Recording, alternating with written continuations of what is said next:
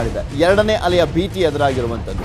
So ಈ ಸಂದರ್ಭದಲ್ಲಿ ಸಾಕಷ್ಟು ಮುಂಜಾಗ್ರತಾ ಕ್ರಮಗಳನ್ನ ಕೈಗೊಳ್ಳಲೇಬೇಕಾಗಿದೆ. ಎರಡನೇ ಅಲೆಯನ್ನ ತಪ್ಪಿಸಬೇಕು ಅಂದ್ರೆ ಇನ್ನು ಮೆಜೆಸ್ಟಿಕ್ ಬಸ್ ನಿಲ್ದಾಣ ಅಂದ್ರೆ ಲಕ್ಷಾಂತರ ಜನ ಓಡಾಡುವಂಥದ್ದು, ಬೆಂಗಳೂರಿನಲ್ಲಿ ಒಟ್ಟಿಗೆ ಬಂದು ಸೇರುವಂಥದ್ದು, ಅದೊಂದು ಸೆಂಟರ್ ಪಾಯಿಂಟ್ ಅಂದ್ರೆ ಅದು Majestic bus stand. Majestic bus ನಿಲ್ದಾಣದಲ್ಲಿ ಹೇಗಿದೆ ವ್ಯವಸ್ಥೆ? ಹಾಗಾದ್ರೆ ಹೊರ ರಾಜ್ಯಗಳಿಂದ ಬಂದಂಥವರಿಗೆ ಟೆಸ್ಟ್ ಮಾಡ್ತಿದ್ದಾರಾ? ಮೆಜೆಸ್ಟಿಕ್ ನಲ್ಲಿ ನ್ಯೂಸ್ 18 ಕನ್ನಡ ರಿಯಾಲಿಟಿ ಚೆಕ್ ಅನ್ನು ಮಾಡ್ತಾ ಇದೆ.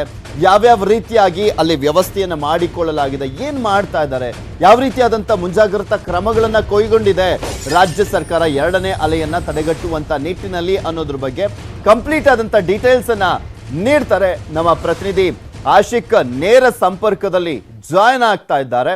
ಆಶಿಕ್, ಗಮನಿಸ್ತಾ ಇದೀವಿ ರಾಜ್ಯದಲ್ಲಿ ಎರಡನೇ ಅಲೆಯ ಭೀತಿ ಮನೆ ಮಾಡಿರುವಂತದ್ದು. ಸುಧಾಕರ್ ಅವರೇ ಹೇಳಿದ್ದಾರೆ, ಆರೋಗ್ಯ ಸಚಿವರು, ನಾವೆಲ್ಲರೂ ಕೂಡ ಸಾಕಷ್ಟು ಎಚ್ಚರಿಕೆಯಿಂದ ಇರಬೇಕಾಗಿದೆ.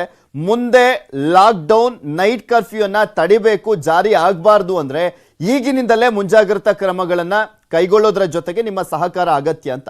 ಹೇಗೆ ಕಟ್ಟುನಿಟ್ಟಿನ ಕ್ರಮಗಳನ್ನ ಕೈಗೊಳ್ತಾ ಇದ್ದಾರೆ? ಲಕ್ಷಾಂತರ ಜನ ಬಂದು ಸೇರುವಂತ ಮೆಜೆಸ್ಟಿಕ್ ನಲ್ಲಿ ಹೇಗಿದೆ ವ್ಯವಸ್ಥೆ?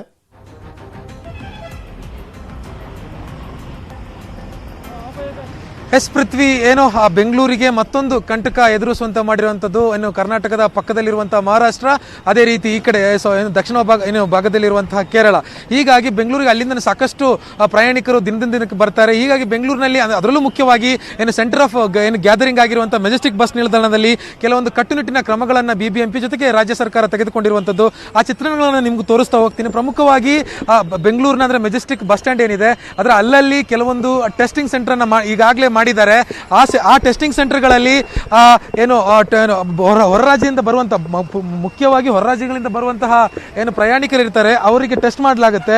ಏನೊಂದು RT-PCR ಟೆಸ್ಟ್ ಮಾಡ್ತಾರೆ. ಇವಾಗ ದೃಶ್ಯಗಳಲ್ಲೂ ಕೂಡ ನೋಡ್ತಾ ಇದ್ದೀರಿ, ಒಂದು ಟೆಂಟ್ ಅಲ್ಲಿ ನಾವು ನೋಡ್ತಾ ಇದ್ದೀವಿ, ಅದ್ರ ಜೊತೆಗೆ ಅದರ ಪಕ್ಕದಲ್ಲೇ ಇನ್ನೊಂದು ಟೆಂಟ್ ಕೂಡ ಹಾಕಿದ್ದಾರೆ. ಹೀಗೆ ಹತ್ರ 3 ಟೆಂಟ್ಗಳನ್ನು ಹಾಕಿ ಹೊರ ರಾಜ್ಯದಿಂದ ಟರ್ಮಿನಲ್ 2 ಮತ್ತು 3 ಅಂದ್ರೆ ಎಲ್ಲಿಂದ ಹೊರ ರಾಜ್ಯಗಳ ಬಸ್ಗಳು ಜಾಸ್ತಿ ಬರುತ್ತೋ ಅಂತ ಟರ್ಮಿನಲ್ ಬಳಿ ತುಂಬಾನೇ ಹೆಚ್ಚಿನ ರೀತಿಯಲ್ಲಿ ಟೆಸ್ಟ್ ಮಾಡೋದಕ್ಕೆ ಸಿಬ್ಬಂದಿಗಳನ್ನ ಮತ್ತೆ ಟೆಸ್ಟಿಂಗ್ ಪಾಯಿಂಟ್ಗಳನ್ನ ಇಲ್ಲಿ ಈಗಾಗಲೇ BBMP ಮಾಡ್ಕೊಂಡಿರುವಂತದ್ದು. ಅಲ್ಲಿ ಯಾವ ರೀತಿಯಾದಂತಹ ಏನು ಸಿದ್ಧತೆಗಳನ್ನ ಮಾಡ್ಕೊಂಡಿದ್ದಾರೆ, ಯಾವ ರೀತಿಯಲ್ಲಿ ಏನು ವ್ಯವಸ್ಥೆಗಳನ್ನ ಮಾಡ್ಕೊಂಡಿದ್ದಾರೆ ಅನ್ನೋದ್ರ ಬಗ್ಗೆ ಇಲ್ಲಿನ ಒಬ್ಬರು ಸ್ವಾಬ್ ಕಲೆಕ್ಟರ್ ಇದ್ದಾರೆ, ಮಂಜುನಾಥ್ ಅಂತ, ಅವ್ರನ್ನ ಮಾತಾಡಿಸ್ತಾ ಹೋಗೋಣ.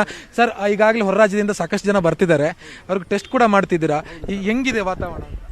ಇಲ್ಲಿ ನಮಗೆ ಒಳ್ಳೆ ಪ್ರತಿಕ್ರಿಯೆ ಸಿಗ್ತಿದೆ ಸರ್. ನಮಗೆ ಹೊರಗಿಂದ ರಾಜ್ಯದ ಯಾರು ಬರ್ತಾರೆ ಅವ್ರಿಗೆಲ್ಲ ನಾವು ರಿಕ್ವೆಸ್ಟ್ ಮಾಡಿಕೊಂಡು ಇಲ್ಲಿ RT-PCR ಒಂದು ಟೆಸ್ಟ್ ನಾವು ಮಾಡ್ತಾ ಇದ್ದೀವಿ.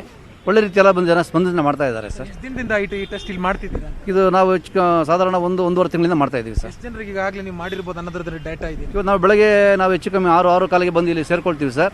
ಇಲ್ಲಿ ಬೆಳಗ್ಗೆ ಮುಂಚೆ ಟ್ರೈನಿಂದ ಬರೋವಂಥವ್ರು, ಹೊರಗಿಂದ ಬರೋದಕ್ಕೋಸ್ಕರ ನಾವು ಬೇಗ ಬಂದು ಅರ್ಲಿಯಾಗಿ ನಾವು ಒಂದು ಆ್ಯಂಬುಲೆನ್ಸ್ ತಂದು ನಿಲ್ಸ್ಕೊಂಡು ಇಟ್ಟಿದ್ದೀವಿ.